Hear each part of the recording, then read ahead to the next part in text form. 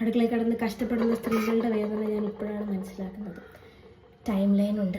രാവിലെ എണീക്കണം, കാപ്പുണ്ടാക്കണം, ചോറുണ്ടാക്കണം, കറി ഉണ്ടാക്കണം. അത് എല്ലാവർക്കും ഇഷ്ടപ്പെടുന്ന ടൈപ്പ് കറി ഉണ്ടാക്കണം. ഉപ്പ് കൂടാൻ പാടില്ല, മുളക് കൂടാൻ പാടില്ല, മഞ്ഞൾപ്പൊടി കൂടാൻ പാടില്ല. അതിലിടേണ്ട സാധനങ്ങളൊക്കെ കറക്റ്റായിട്ട് ഇടണം. വെളുത്തുള്ളി കറക്റ്റായിട്ട് ഇടണം, ഇഞ്ചി കറക്റ്റായിട്ട് ഇടണം, തേങ്ങ ചിരണ്ടണം.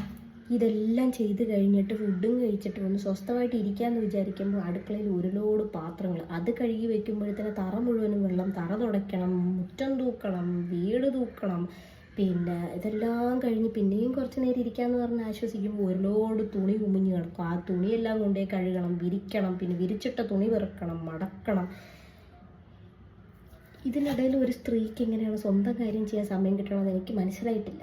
ഇതുവരെ എനിക്ക് അങ്ങനൊരു ടെൻഷൻ തോന്നിയിട്ടേ ഇല്ല. കാരണം പഠിക്കുമ്പോഴും ഞാൻ ഈ പണികളൊക്കെ ചെയ്തിട്ടുണ്ടായിരുന്നു.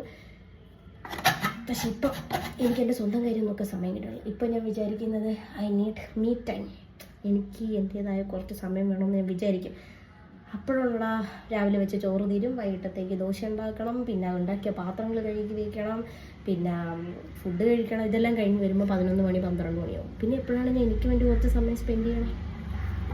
ഇതുകൊണ്ടാണ് സ്ത്രീകളൊക്കെ സ്ട്രഗിൾ ചെയ്യുന്നത് ഇതുകൊണ്ടാണെന്ന് എനിക്ക് മനസ്സിലായി. കാരണം അവർക്കിപ്പോൾ നോർമലി ആൺകുട്ടികളെ പോലെ അല്ലെങ്കിൽ ആണുങ്ങളെ പോലെ വെറുതെ ഇങ്ങനെ ഇരുന്ന് ഒരു പണിയും ചെയ്യണ്ട എന്ന് വിചാരിച്ചിരുന്ന് കഴിഞ്ഞാൽ പണിയൊന്നും നടക്കില്ല.